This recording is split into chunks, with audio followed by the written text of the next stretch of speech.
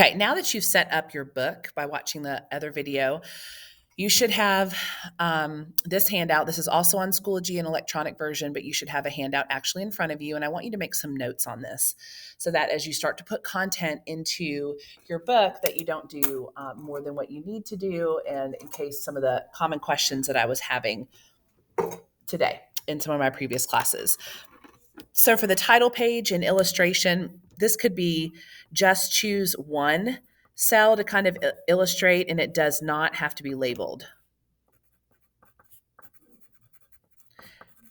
Okay. So you don't have to draw both, and it can be, a little bit more simple than the one I gave you, and it does not have to be labeled. So that'll be your title page. Page 1, details about eukaryotic and prokaryotic cells include illustration. So what I would do here for this page is, you probably could do like a little T-chart where you have a eukaryote over here and a prokaryote over here. And you can just list, in your packet, you're going to find information where we watched a video and took notes on it. For example, has a nucleus, doesn't have a nucleus, membrane-bound organelles, no membrane-bound organelles, does contain DNA, does contain DNA. There are just some basic things you can write here.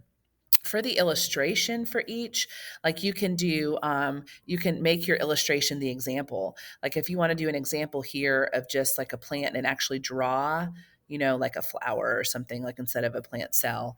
Don't laugh at my drawings. In a prokaryote, you could do example like bacteria or something and then draw an example of bacteria. That's what I mean by an illustration there.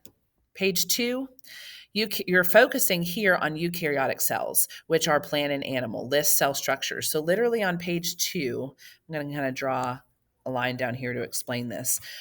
So on page 2, you're going to have eukaryotic cells, and then you're going to break them up into plant and animal, just to kind of show that they both fall under that category.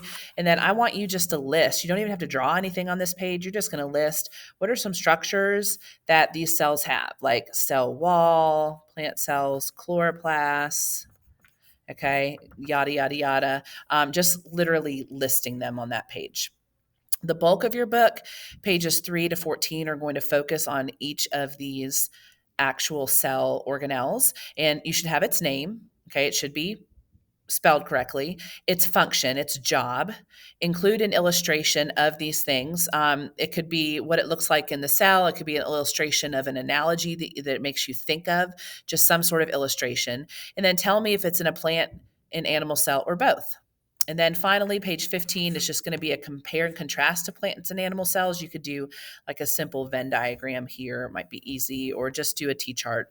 Neatness, color. Having color on your pages, correct spelling of these words is required, and that's those things that I'll be looking at. So you're going to have the rest of the class period today.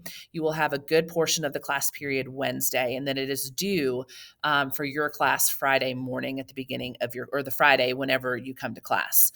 You're not going to have Friday class time to work on it.